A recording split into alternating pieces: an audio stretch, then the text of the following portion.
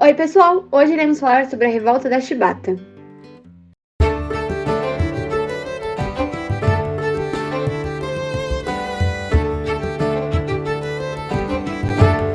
Bom, a revolta da Chibata aconteceu em 1910 e teve como seu princípio a insatisfação dos marujos negros com as injustiças presentes na Marinha brasileira.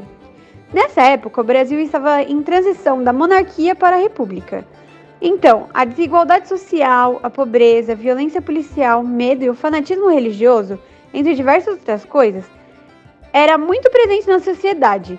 E, apesar da abolição da escravidão de 1888, ainda existiam fortes preconceitos e condições escravistas no setor trabalhista. Os povos negros e mestiços, sem condições de concorrência no mercado de trabalho, tinham que recorrer a empregos que ninguém mais queria. Um desses empregos era a marinha.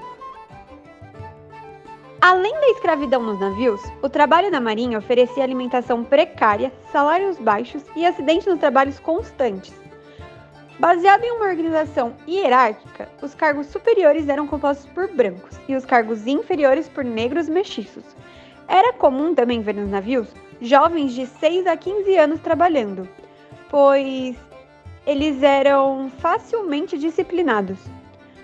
Uma outra informação importante era que os marinheiros não tinham direito ao voto, então não poderiam votar em alguém que defendesse as suas causas. A revolta recebe esse nome pois os marujos sofriam castigos físicos, e um dos mais conhecidos era a chibatada. Essa forma de punição era dedicada somente aos postos mais baixos da marinha, em geral por negros e mestiços. E era-se feito um ritual, e a quantidade média era de 25 chibatadas. Registrado no documentário do canal Brasil Docs, A Revolta da Chibata, eles contam com mais detalhes como funcionava esse chamado ritual da chibata. A aplicação do castigo seguia um ritual sádico, em que o carrasco escolhia uma corda de linho e a atravessava com pequenas agulhas de aço. Em seguida, colocava a corda de molho na água para que aparecesse somente as pontas das agulhas.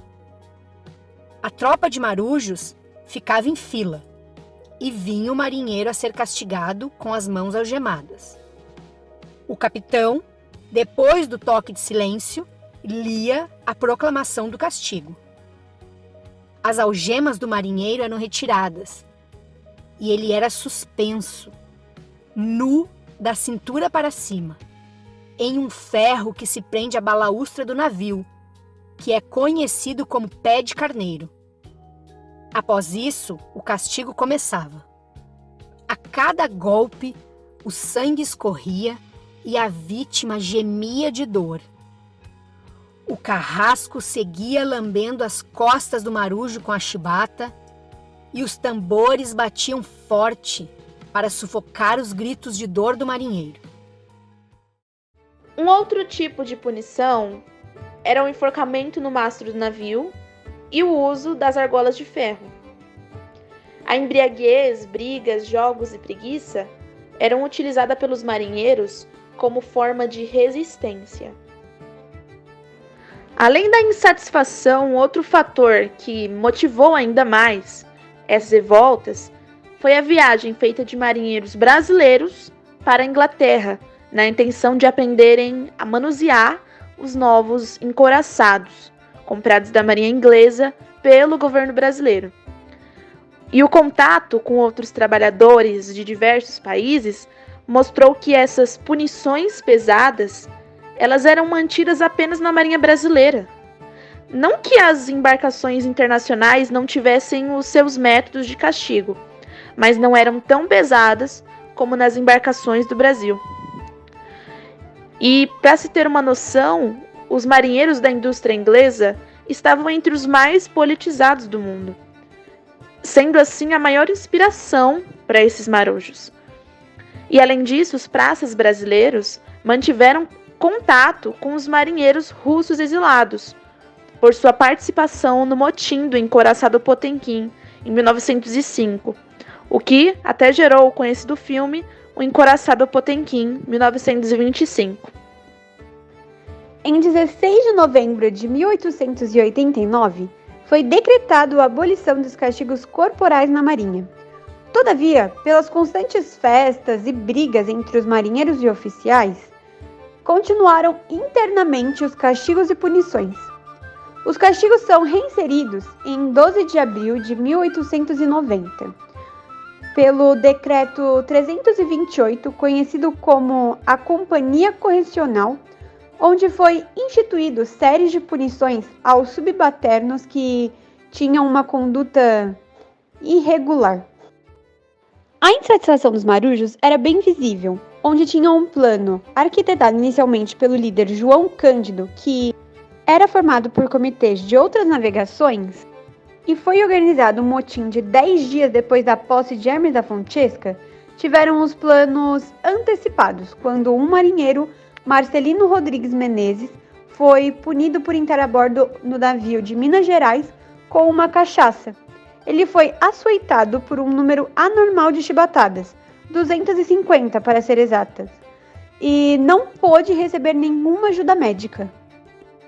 Após isso, os marujos decidiram tomar 4 embarcações da Marinha Brasileira. Foram elas a de Minas Gerais, São Paulo, Bahia e Deodoro. Por volta das 10 da noite, o comandante, que havia saído para um jantar, retorna ao navio e é recebido com altos gritos de "Viva a liberdade! Abaixa a chibatada!" E nessa noite de rebelião, os tripulantes cometeram 3 delitos: insubordinação, revoltas e homicídios.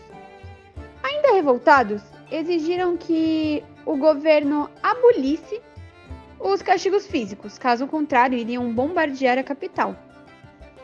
O governo ficou dividido entre afundar os navios ou aceitar as reivindicações, mas a perda dos encouraçados era de um alto custo. Então, tentaram realizar negociações, mas não foram aceitas pelos subalternos.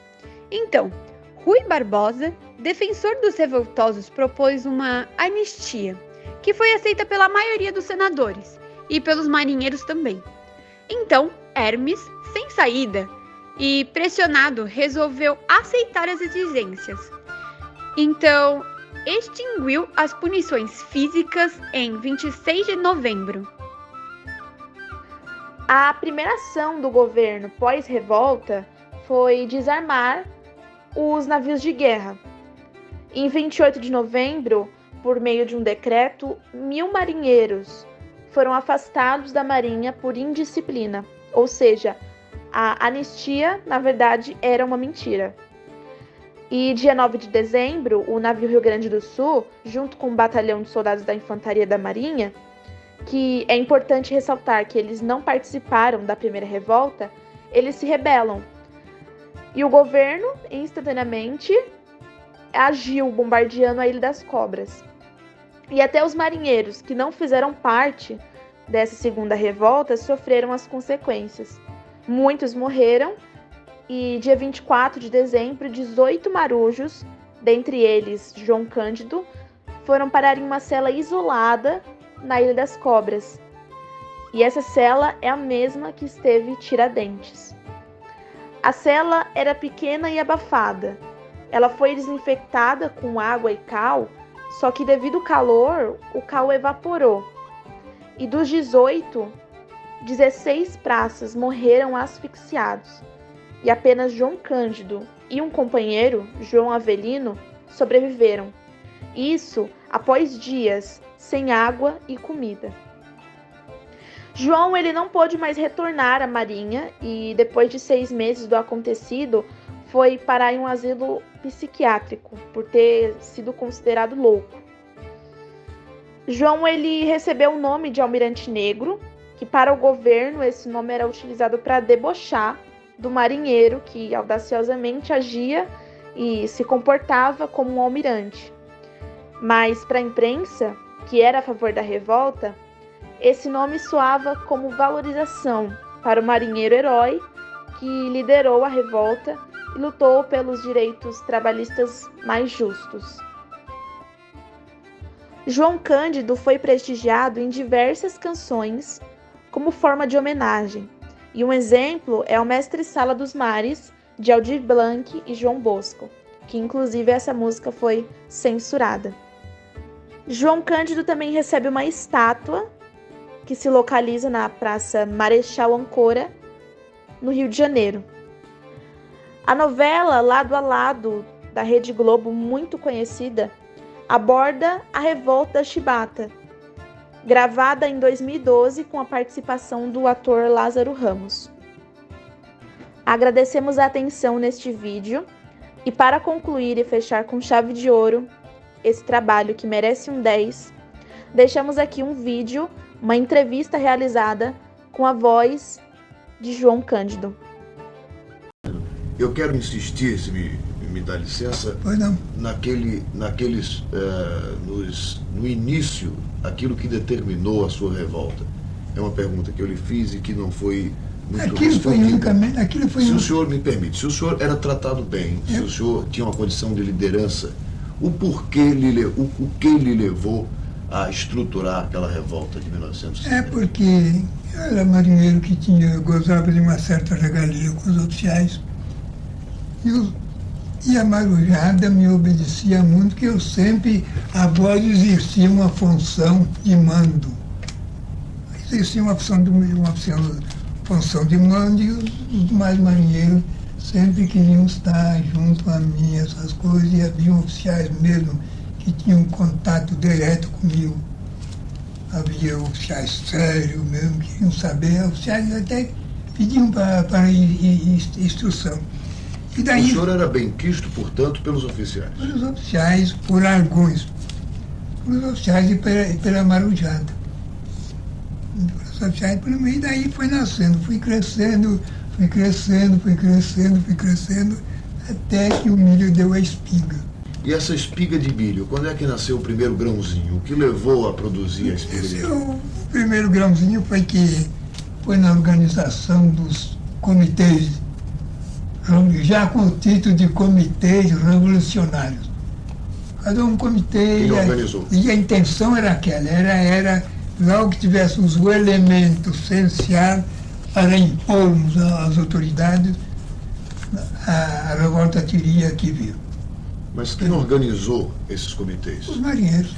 Eu era um dos chefes, os marinheiros da época. Quais eram os outros chefes? Os outros, por exemplo, Dias Martins, que comandou mais tarde o Cruzador Bahia, Gregório do Nascimento, que mais tarde comandou o Coraçado de São Paulo, André Avelino, que comandou o Coraçado de Deodoro, todos esses marinheiros, eles congregaram os marinheiros dos navios em que eles serviam, de outras repartições.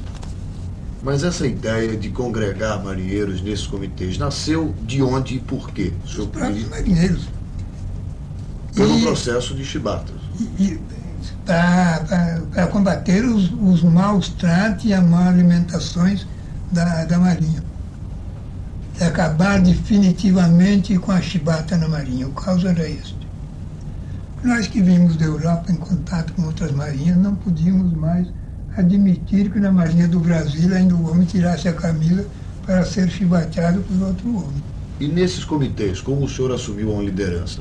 Podia relatar esse seu processo? Assumi a liderança já indicado pelos demais comitês. Porque houve a formação de grupos. Cada um grupo tinha a sua função. Nós tínhamos o nosso pessoal de máquina da própria Revolução. Nós tínhamos o nosso pessoal combatente da própria Revolução, que eram os próprios marinheiros, não era oficial, não. Nós tínhamos os nossos próprios marinheiros especialistas que estudaram no inglês, lá na Inglaterra, conheciam o movimento dos novos navios a fundo. O segredo dos novos dragonões, na época, eles eram o senhor dos mares. Era a mina de São Paulo.